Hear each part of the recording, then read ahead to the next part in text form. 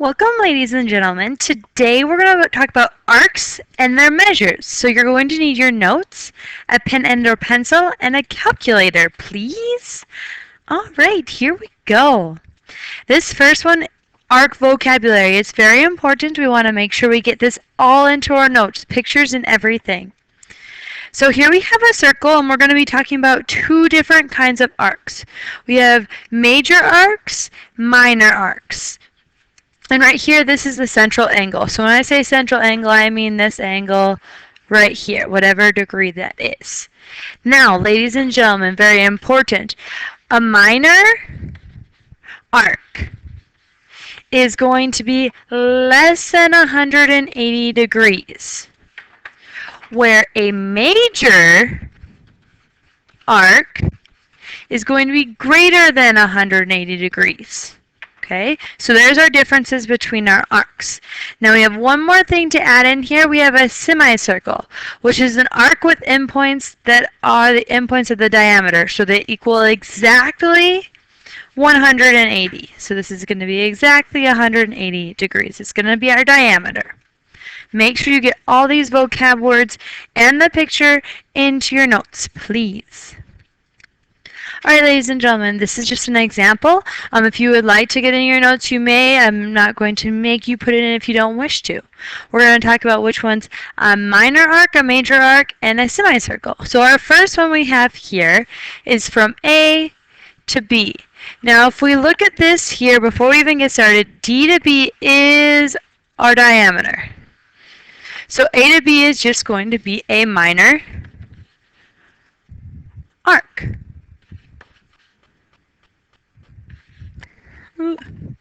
Sorry about that. There we go.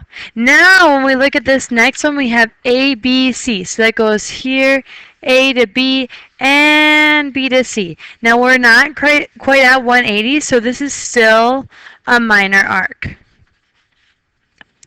Moving on to our next one, we have B, D, C. Now we have to go in the order it says. So it says B, then we go all the way to D, and then we go to C. So this one is greater than 180, so it is a major arc. And last but not least, ladies and gentlemen, we have B, C, D, which is right here. B, C, D, exactly half, so this is a semicircle.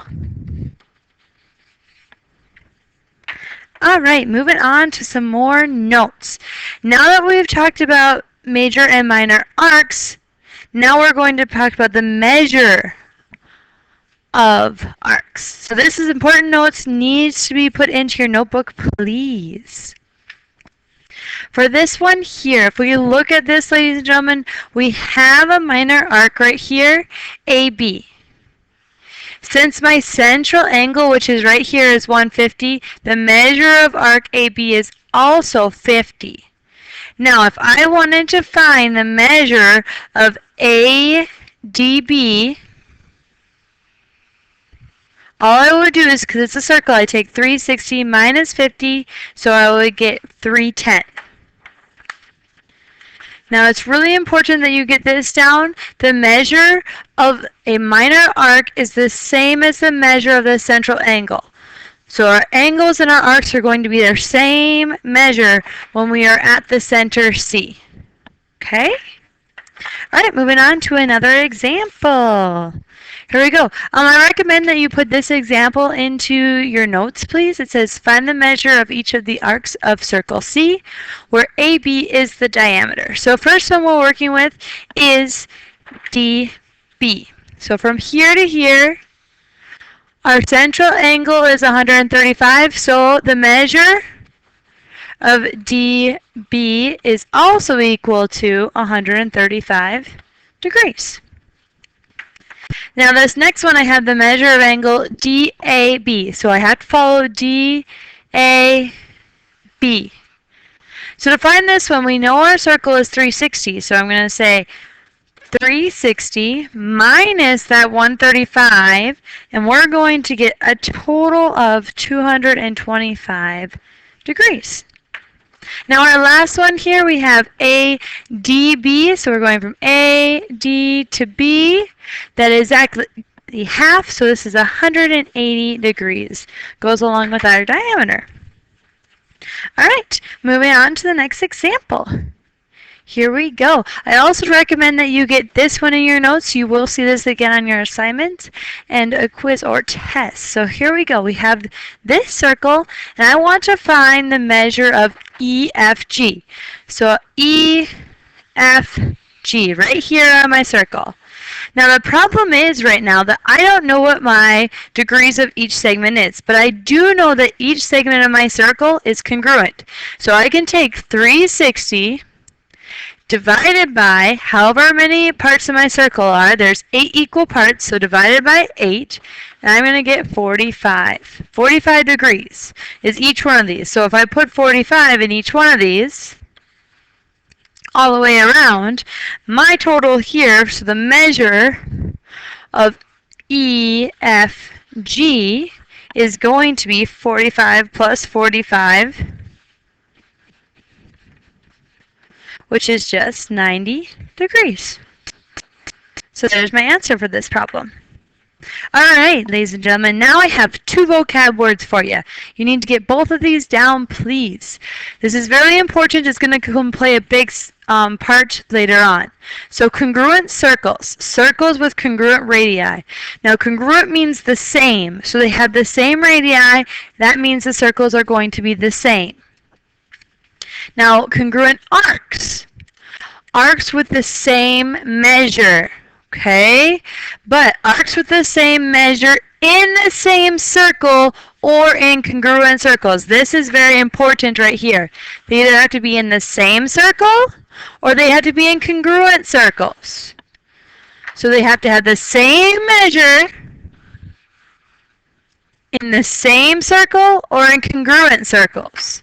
So make sure you get both of these vocab words down for me, and then I have one last example and we are done for the day.